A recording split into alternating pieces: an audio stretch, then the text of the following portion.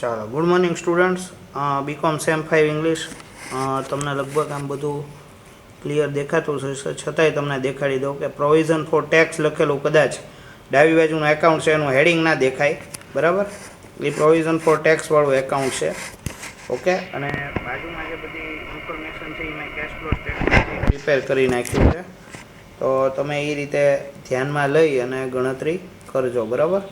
હવે આપણું જે ફર્સ્ટ હેડિંગ છે એ cash flow from operating activities છે, એ પણ દેખાતું નથી, ઓકે. તો તમે જોઈ લેજો, એ જે ફર્સ્ટ પોર્શન છે એ એકચ્યુઅલી કેશ ફ્લો સ્ટેટમેન્ટ જે જમણી બાજુ બનાવ્યું છે એ તમારા માટે cache flow from operating activities છે, ઓકે.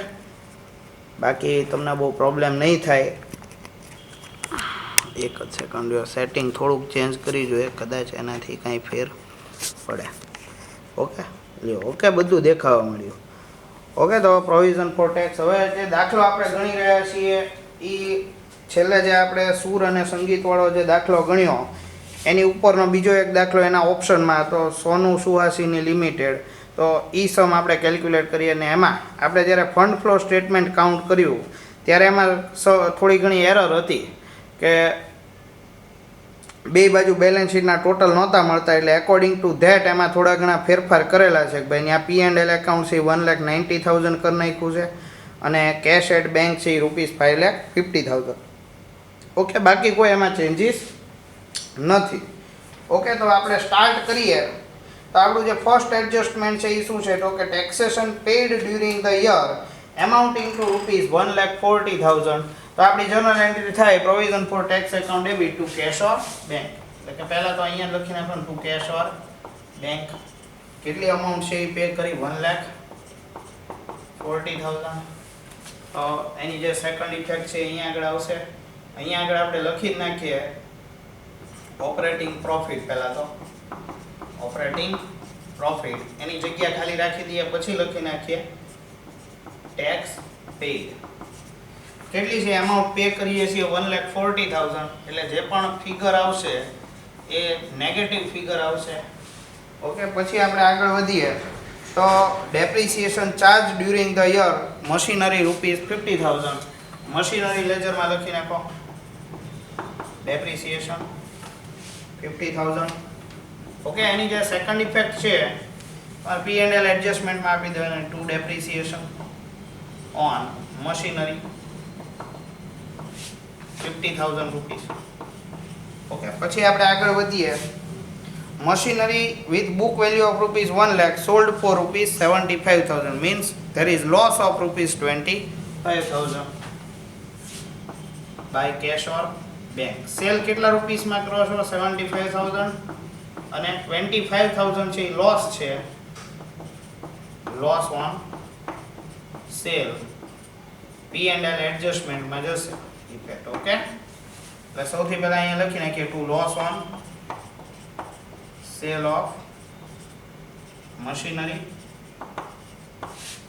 25,000, ઓકે. અને જે સેલ કર્યો એટલે ઇન્વેસ્ટિંગ એક્ટિવિટીઝમાં અહીંયા લખવું પડે સેલ ઓફ મશીનરી અને એની અમાઉન્ટ આવશે 75,000. અહીંયા પોઝિટિવ આવશે કારણ કે અહીંયા અમાઉન્ટ રિસીવ થતી હશે એટલે, ઓકે. પછી આપણે આગળનું એડજસ્ટમેન્ટ ચેક કરીએ. Interim dividend of ₹40,000.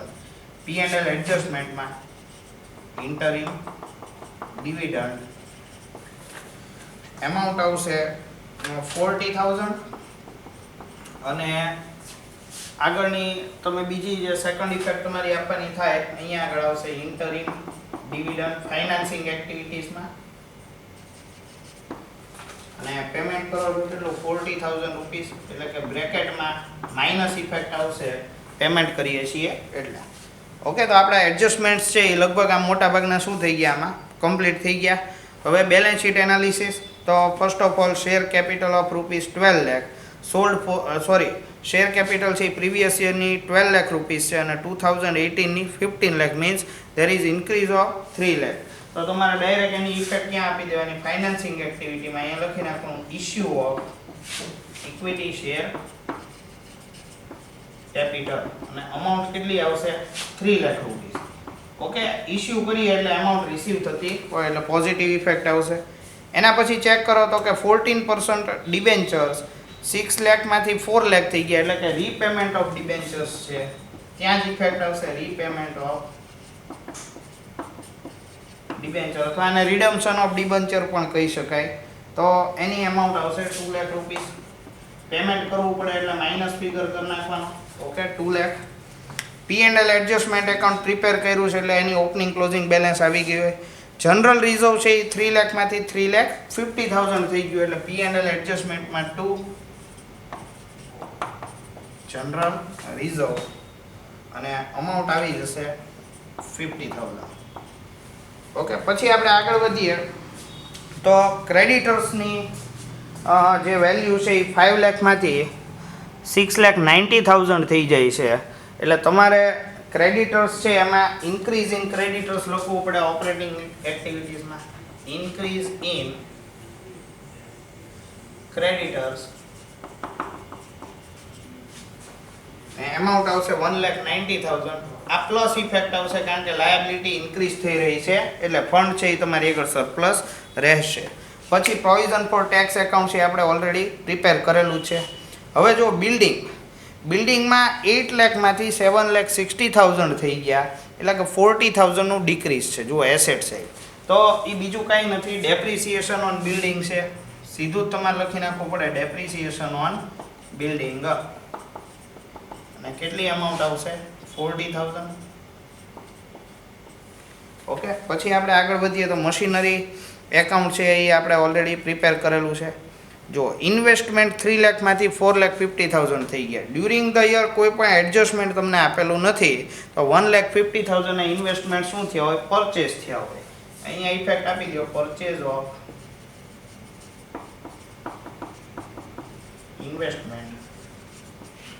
તો પરચેઝ ઓફ ઇન્વેસ્ટમેન્ટ તમારે કરવું હોય તો 1,50,000 આવશે, એટલે માઇનસ. ઓકે, પછી આપણે સ્ટોક છે તો સ્ટોકમાં ઇન્ક્રીઝ ઇન સ્ટોક છે 4,70,000 થયા, એટલે 70,000 ઇન્ક્રીઝ છે.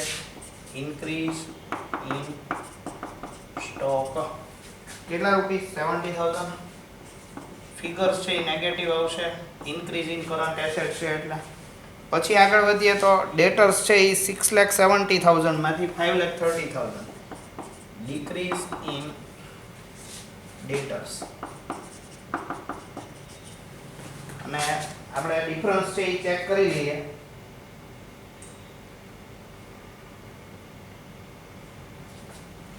તો 670 minus 530 તો 1,40,000 રૂપીસનો ડિક્રીઝ છે. ડિફરન્સ છે 1,40,000. ઓકે, હવે તમે આગળ ચેક કરો તો કેશ એટ બેંક એટલે કે 2,20,000 અને 5,50,000 આપણે ઓલરેડી કેશ ફ્લો સ્ટેટમેન્ટમાં લખેલા જ છે. પછી આવશે ડિક્રીઝ ઇન પ્રીપેડ એક્સપેન્સીસ. તો પ્રીપેડ એક્સપેન્સમાં જે ડિક્રીઝ છે એ કેટલી એમાઉન્ટનો છે? 10,000 રૂપીસ. ઓકે, હવે જો બેલેન્સ શીટ એનાલિસિસ એ પૂરું થઈ ગયું ને બધા આપણે એડજસ્ટમેન્ટ એ કમ્પ્લીટ થઈ ગયા, તો હવે બીજું કાંઈ બહુ વધારે કામ આમાં બાકી રહેતું નથી. તો એકાઉન્ટ્સ છે એ આપણે લેજર બધા ક્લોઝ કરી નાખવાના રહે. ઓકે, તો એક પછી એક આપણા લેજર્સ છે એ આપણે ક્લોઝ કરી દઈએ. તો 1,40,000 પ્લસ 1,80,000 એટલે 3,20,000 આવશે તમારા. અને 3,20,000 માંથી તમારા 120 માઇનસ થાય એટલે કે 2 લાખ રૂપીસ. આ શું હશે? તો કે આ P&L એડજસ્ટમેન્ટમાંથી તમે પ્રોવિઝન કરેલું હશે. ઓકે, અહીંયા લખી નાખવું પડે 2 provision for tax rupees 2 lakh.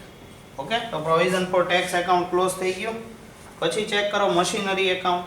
તો મશીનરી એકાઉન્ટમાં 5 લાખ પ્લસ 6,50,000 અહીંયા ટોટલ થવો જોઈએ, અને 650 છે તો અહીંયા ડિફરન્સ આવશે 1,50,000.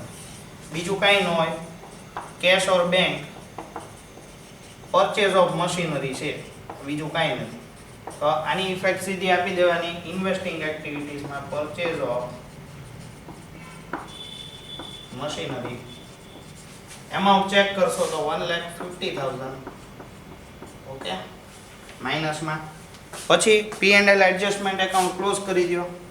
50,000, 75,000,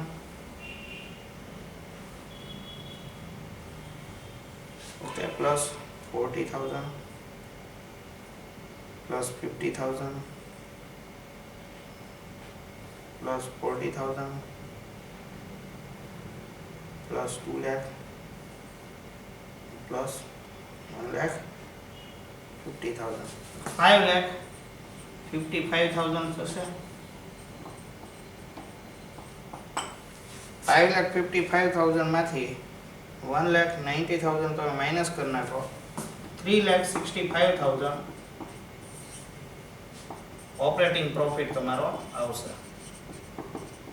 ઓપરેટિંગ પ્રોફિટનો ફિગર છે એ સીધો ઓપરેટિંગ એક્ટિવિટીઝમાં 3,65,000 લખી નાખવાના. આપણે ઓલરેડી એની જગ્યા છોડેલી જ હતી. હવે કાંઈ નહીં કરવાનું. ઇન્વેસ્ટિંગ સોરી, આ ત્રણે ત્રણ આપણે જે હેડિંગ છે એનો ટોટલ મારી દો. એટલે કે 3,65,000 માઇનસ 1,40,000 પ્લસ 1,90,000 માઇનસ 70,000 અને પ્લસ 1,50,000 એટલે કે 4,95,000 અમાઉન્ટ આવે. પછી આવે ઇન્વેસ્ટિંગ એક્ટિવિટીઝનો ટોટલ, એટલે કે 3 લાખ માંથી 75,000 માઇનસ કરી નાખો એટલે માઇનસ 2,25,000 આવશે. એ જ રીતના ફાઇનાન્સિંગ એક્ટિવિટીઝનો પણ ટોટલ કરી નાખીએ એટલે 2,40,000 છે એટલે અહીંયા 60,000 આવવા જોઈએ પોઝિટિવ. ઓકે, હવે આપણે ચેક કરીએ તો 4,95,000 ત્રણે ત્રણનો ટોટલ એક વખત ચેક કરી લો. માઇનસ 2,25,000 અને પ્લસ 60,000. ઓકે, એટલે 3,30,000 નો ટોટલ અહીંયા A plus B plus C લખવાનું રહી ગયું છે. ઓકે, એટલે અહીંયા 3,30,000 આવી જશે. તમારો ટોટલ છે એ ક્લોઝિંગ બેલેન્સ સાથે શું થઈ જવો જોઈએ? મેચ થઈ જવો જોઈએ. ઓકે, એટલે અહીંયા આપણો આ સમ છે અહીંયા શું થાય છે? કમ્પ્લીટ થાય છે. ઓકે, તો અહીંયા આપણે આપણો લેક્ચર છે એ કમ્પ્લીટ કરીએ છીએ.